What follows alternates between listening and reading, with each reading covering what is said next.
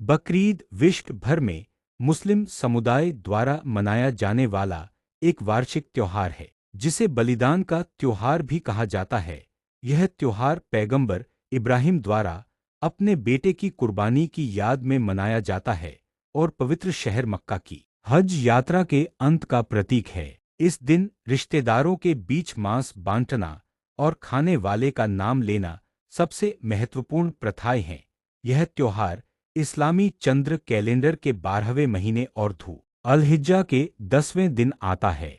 ईद उल अज़हा पैगंबर इब्राहीम अब्राहम के बेटे की अल्लाह के लिए कुर्बानी की कहानी को याद करता है। कहानी के अनुसार अल्लाह इब्राहीम के सपने में आए और उन्हें अपने बेटे की कुर्बानी देकर ईमान की परीक्षा देने का आदेश दिया। इब्राहीम ने अपने बेटे को अल्लाह के आदेश के बारे में बताया। शैतान ने इब्राहीम को रोकने की कोशिश की, लेकिन उसने उसे भगाने के लिए पत्थर फेंके। कुर्बानी के दौरान अपने बेटे का चेहरा न देखने के लिए इब्राहीम ने अपनी आंखों पर पट्टी बांध ली। जब इब्राहीम अपने बेटे की कुर्बानी देने वाले थे, तभी अल्लाह ने हस्तक्षेप किया। अल्लाह ने बताया कि कुर्बानी पहले ही पूरी हो चुकी है और वह परीक्षा में सफल हो चुके हैं। ईद उल अज़हा का महत्व। ईद उल अज़हा का त्योहार पैगंबर इब्राहीम बाइबल में अब्राहम की कहानी को दर्शाता है और अपने प्यारे बेटे इस्माइल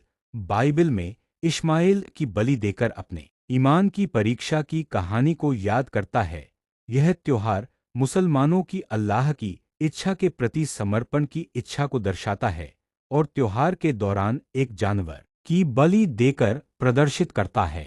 इस त्योहार के जरिए त्याग, दान और करुणा का संदेश दिया जाता है और समुदाय और दोस्तों के साथ संबंधों को मजबूत किया जाता है। यह त्योहार लोगों में क्षमाशीलता और जरूरतमंदों की मदद करने को प्रोत्साहित करता है। इस इस्लामी त्योहार के दौरान बकरे और भेड़िया हलाल जानवर की कुर्बानी आमतौर पर 3 भागों में की जाती है, जिसमें से एक हिस्सा परिवार के लिए, दूसरा हिस्सा दोस्तों, पड़ोसियों और रिश्तेदारों के लिए रखा जाता है और बाकी गरीबों को दान कर दिया जाता है।